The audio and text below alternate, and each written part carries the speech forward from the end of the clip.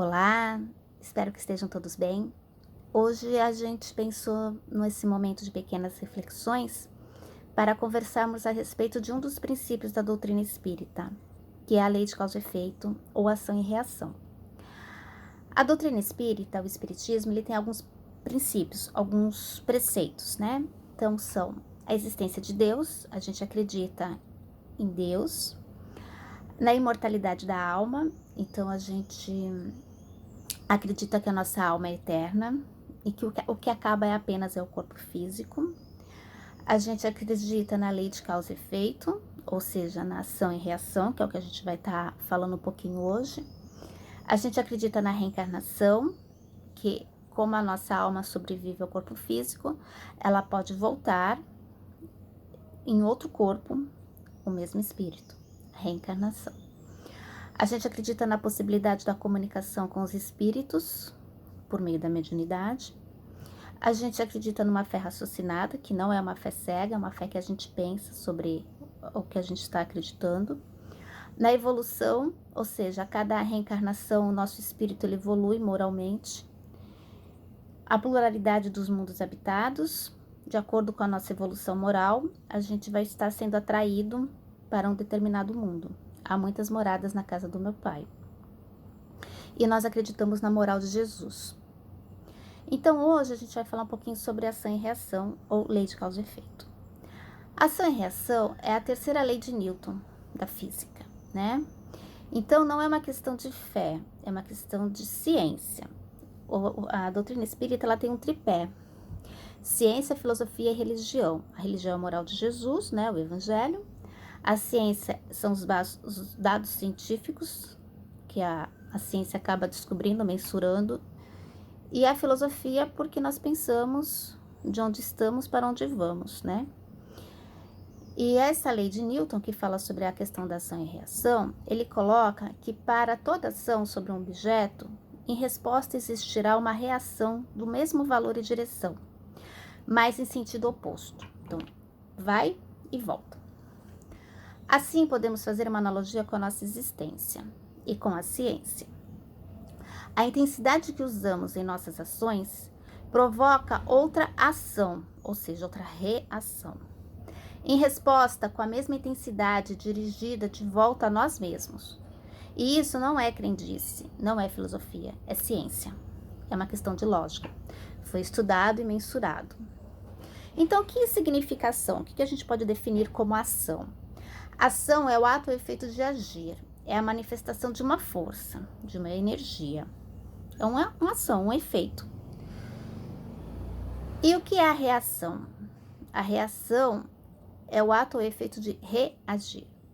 A resposta dada a qualquer ação. Então, a gente tem a ação como a lei de causa e a reação, o efeito daquela causa. Então, se eu empurrar um copo cheio d'água de cima da mesa, ele vai cair. Ação, empurrar o copo. Reação, a queda. Se a gente pensar num jogo de dominó e enfileirar as pecinhas, uma ao lado da outra, e a gente empurrar a primeira peça, a nossa ação vai promover uma reação. Qual é a reação? É que as outras demais peças cairão em sequência. Então, é nesse sentido que Newton coloca, que toda a nossa ação, toda a nossa força que um corpo recebe, então eu vou colocar uma força num corpo. Essa força que eu coloco, a consequência que se aplica, ou seja, você vai receber de acordo com aquilo que você deu. Você terá de volta a sua reação daquilo que você implicou. Então, se a gente for pensar na nossa existência, as nossas boas ações vão repercutir em reações boas que retornam para nós mesmos. Então, a lei de Newton coloca: não existe causa sem efeito. Ou seja, a nossa existência, ela está baseada nesses princípios. A nossa existência atual, a nossa encarnação atual, ela está baseada, em parte, com a nossa existência anterior, com as causas e os efeitos que a gente fez em outra existência.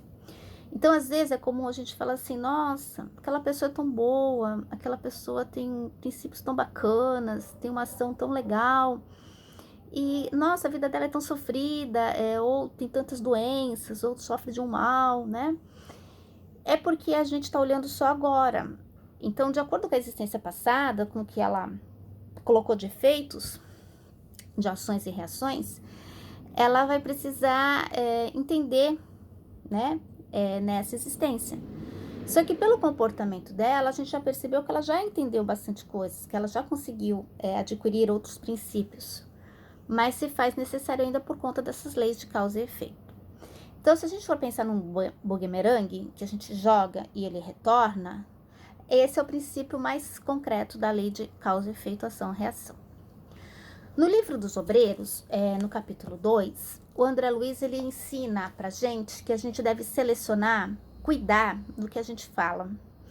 Porque as palavras, elas criam campos favoráveis ou desfavoráveis. Então, ele coloca também no livro que a gente deve se preocupar, ter cuidado com a conversação, com aquilo que a gente fala, principalmente na nossa casa. Que essa conversação, ela pode modificar o ambiente, cooperar para o êxito ou para o não êxito. E no livro ele ainda coloca, no capítulo 2 dos Obreiros, que a gente tem que estar atento, alerta ao desperdício do nosso tempo com palavras inúteis.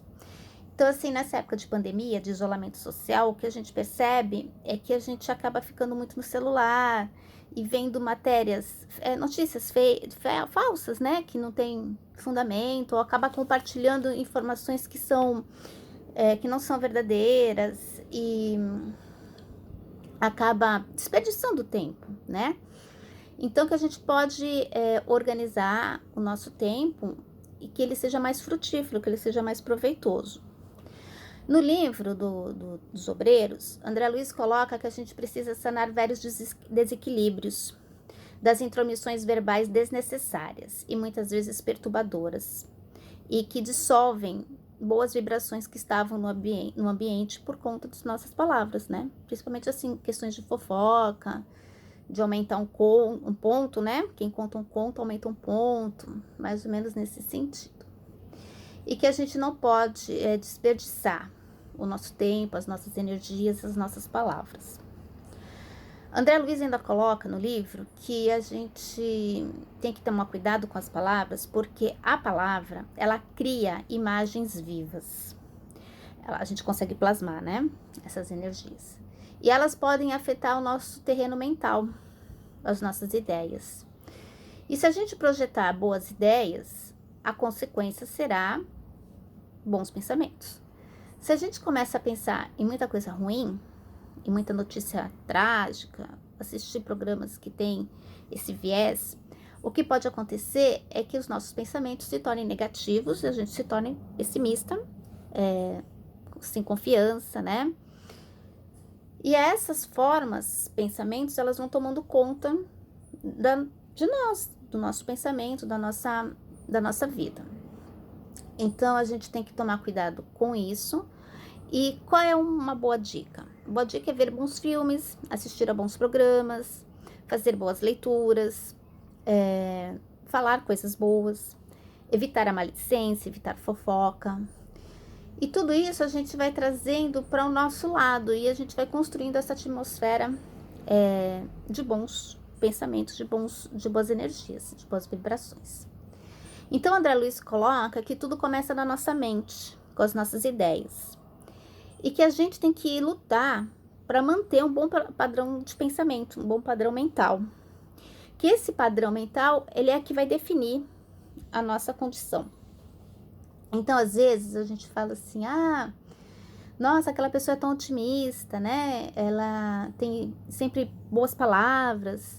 Nossa, eu queria ser assim. Então, a gente pode ser assim, a gente pode começar a frear os nossos pensamentos e a cultivá-los de uma forma mais adequada.